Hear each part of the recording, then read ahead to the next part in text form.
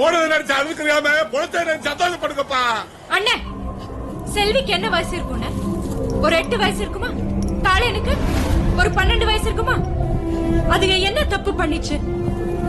இந்த ஊர்ல பிறந்ததுதான் அந்த புள்ளைங்க செஞ்ச ஒரே தப்பு. ஓட்டுச்சாவடி மட்டும் தான் நம்மள தேடி ஊருக்குள்ள வரும். வேற எதுவுமே நம்மள தேடி வராது. எது வேணும்னாலும் நம்ம தான் தேடி போகணும். பள்ளிக்கூடம் ஆத்த கடந்து 10 மைல் போகணும்.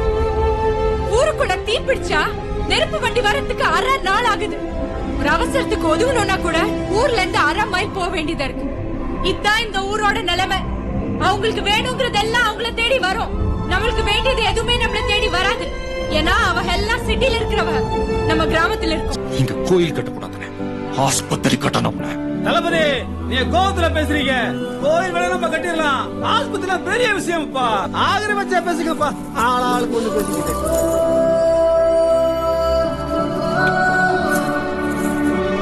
நம்ம மொத்த சொத்தை வித்தாச்சோம். இந்த ஊர்ல ஆஸ்பத்திரி கட்டுறோம்.